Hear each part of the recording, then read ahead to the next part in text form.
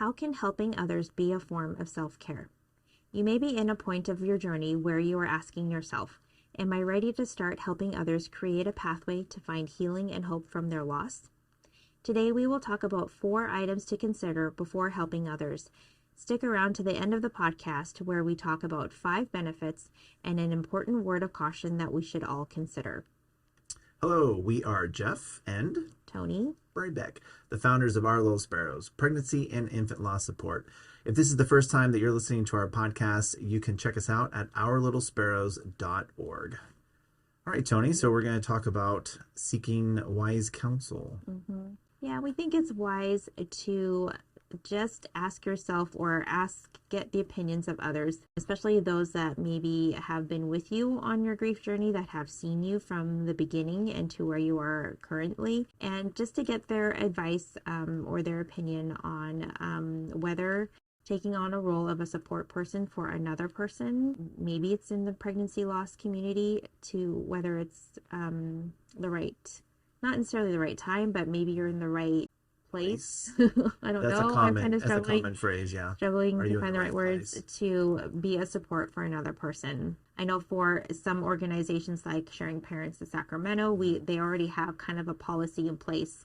They like their volunteers to be at least 1 year out from their loss, which I think in our experience and from what we've seen, that is a wise amount of time frame.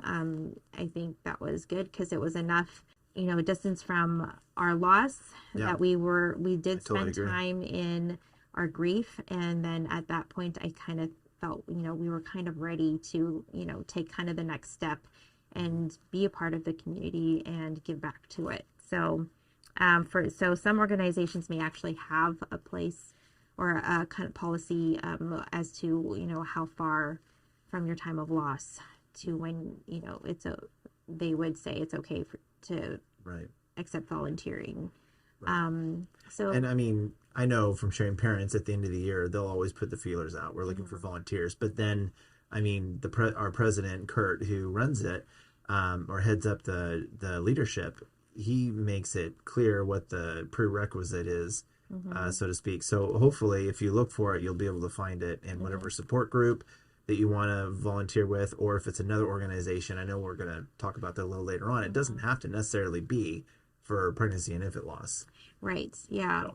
And to kind of add to that too, just, talking to someone that's in your personal network that has seen you in your journey, your growth. If you've been seeing that's ideal. Counselor or anyone else that's kind of been a part of your support network, get some feelers from them and see, what they think about you offering to be a support for someone else. Right.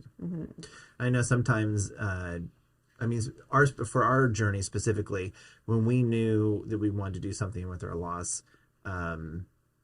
we were looking at opportunities and we're like, we want to start a nonprofit. We want to, help our community. And it's like, okay, is there something I can do that doesn't require, getting a degree, in counseling or psychology or therapist or, marriage and family therapist is very, MFT is a very, very common thing, but it takes time. You have to go get those additional 90 or 120 credits or whatever. It's like, that's heavy. That weighs heavy on someone. It's like, do I need credentials? Do I have to be official to be helping? Right. I hear what you're saying. And essentially, no, I don't think you do. Some people have gone on to get different degrees in different things like social work and counseling or psychology, which is great. But in order to be a caring support friend or person to another mom or dad, no, I would say that the only thing that you really need is just an open heart and a willingness to be present. To have those listening ears and the language of grief to be a support to someone. You don't need to have a degree or a bachelor or any type of specific license or certification to be that kind of support, really. And it shouldn't stop you. Hopefully it doesn't stop you from from wanting to take that kind of a role for someone else. You're going to be relatable because you share the same experience, especially if it is, in a pregnancy loss or baby loss community. Yeah. And you're going to be relatable because you can share a similar experience. And even if it's not, you have the experience of grief. You have that language, you have experience in the grief world. And so your empathy and compassion for others has grown because of the losses that you've experienced. And so I think that alone, speaks volumes. And you yourself know what has helped you and what didn't help. And so you have that knowledge of, this could help another person. Right. I think some people too, they may be at a loss. Like, like when we're first starting that journey, after experiencing that traumatic loss for us, maybe we're having a hard time finding the words to speak. Well, since moving on from that, and we found our words, we've been speaking, we've been being supported, we're receiving support, and we're engaging, and we're sharing our story. Well, now we're like, okay, now I'm at a loss for, I know I want to help. I know I want to give back to my community, or I want to help others who are experiencing, loss of any kind. But where do I start? Where do I begin? Is there something, should I go out and do something big right away? And what does that look like? Or it's like, I'm not comfortable. I just want to start small. What does that look like? Someone might be totally confused, where do I begin? Yeah. Well, I think it doesn't have to be big. Small gestures can make a really big impact on a person. And so it is also depending on what you're comfortable doing as well. But know that it doesn't have to be grand. It can just be simple, as, sending a person a card or offering to take them a meal. Tangible help, it can be helpful to them. And just letting them know that you're there to listen to them, that you are a safe space if they want to talk about their loss, that you have an open heart and you have the ears to be that person without giving them a sense that they're being, judged or, right. Pressured to move on. You're just willing to be present with them where they're at. That's the important part, is just letting them be where they're at. So, it doesn't have to be a big gesture. Those are helpful too. Right. But, the little things can speak volumes. Cool. And then I know we talked about it earlier. It doesn't even have to necessarily be, child loss, baby loss, pregnancy loss. Right. There's definitely opportunities to serve in other losses. Yeah. It can be causes that you are passionate about. That doesn't have to be about pregnancy or infant loss. It can be, another nonprofit or cause that has affected you and that you are, that you care about.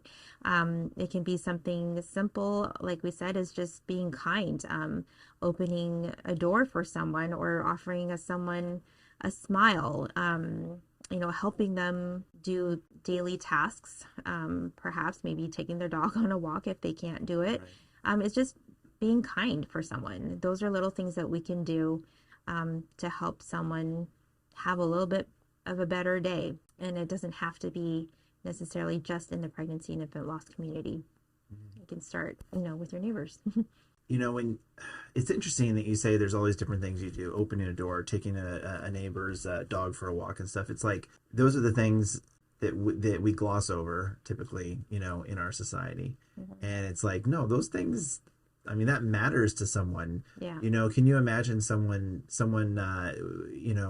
their parent or their spouse is going through, like a cancer, and they're taking them to chemo weekly. Right. Right? It's those little things are huge all of a sudden. Yeah. The dog that's left for 8, 9, 10 hours a day cannot go without food, water, going to the bathroom. It's like, just taking that dog out is huge for them. So yeah, you totally forget about the little stuff. It doesn't have to be big. Right. I think that's a great emphasis. That's awesome. Well, if you stuck around to the end of the podcast, now we're going to get into the benefits, and then Tony has a word of caution, something that we can all relate to, I think, and we just have to be honest with ourselves. Let's put it that way. That's what we're going to talk about when we talk about that caution. But let's get into the benefits. What are benefits of seeking ways to, support others and help them in their time of need. Yeah, well, I think it ultimately gives a person a sense of purpose, motivation to help someone else out. If we ourselves as grievers know what it's like to be grieving and feel isolated in our grief, then we know that, help from our community can speak volumes to that. So it can give a sense of purpose of like, I know what it's like, and I want to help someone in their time of need because I know how dark it can be. It's a reason to honor your baby, honor your loved one that has died. It's a great way to give back to the community in memory of your baby. Things like it lets others help others, as we know what it's like to be in need. I've kind of already touched on that already, just from our own experience. We can empathize more. We can have compassion for others. Yeah. It helps us find community. Like we've said this before, it helps when we step out and share our story and give back to the community. It kind of, you gravitate to the people that make you feel safe, and then others will gravitate towards you once they hear your story and see you giving back to the community. You find your community, and therefore you find more support and Right. friendship that way. Yeah. In some ways, it's a whole new connection. It's a whole nother group of people that you never thought that you would be in like a tribe, like a belonging. And it's because of that life circumstance that changed everything for you. Yeah. Yeah. And, kind of like sharing parents, I feel like they kind of become like our second family. Yeah. We've been with them for so many years. We've known them, the same group, and we're very fortunate. Tragedy away from pregnancy and infant loss. And that speaks exactly to what we're talking about today. Like we've seen tragedy with those who we count as friends now, with spouse losses, cancer. Yeah. It's just, it breaks your heart. Yeah. And because of our bond already, we've been able to support each other on that level as well. So that's been really unique to see. When we help others, it allows other hurting people a chance to find their own healing, by letting them know that you are there for them, or by being a part of a group that is supporting them. It allows them to find the healing that they need for their own lives. Perfect. All right, and now we're going to get into the caution. Yeah. What do you feel like is something that we really need to be cognizant or aware of for ourselves, and that's a good thing, is to self-reflect before we really take on, because we are, let's be honest, it's emotional, it's mentally taxing, it's physically, it can be taxing to support others and help others that are hurting. Yeah. Well, I think it's important to be sure that when you're putting yourself into a supportive role, that it's not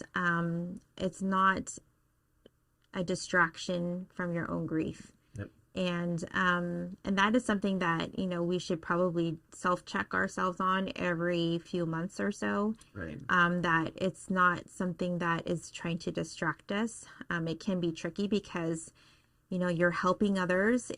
It's a good experience. You're making connections, and it can be a very positive experience, and that you just kind of want to get more and more involved. But it's also would be good just to have that kind of like that self check every now and then. Is there something that I am not paying attention to because I'm so involved with helping others? And this is something that I've even had to ask myself. Because now we're running our little Sparrows. I volunteer for serial pregnancy. We volunteer for sharing parents. Yeah.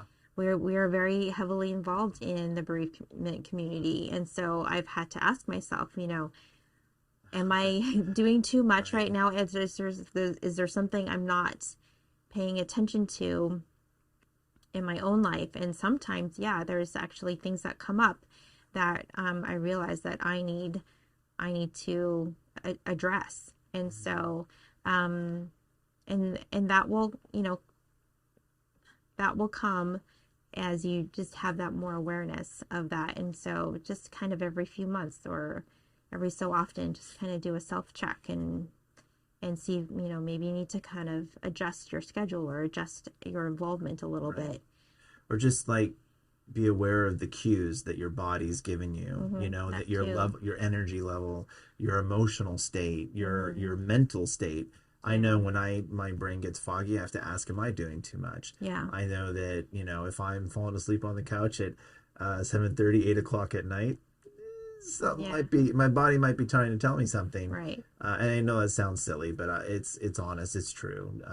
We can't overcommit, and we have to always be listening to our bodies, our hearts, and our minds. A self-check. Yeah.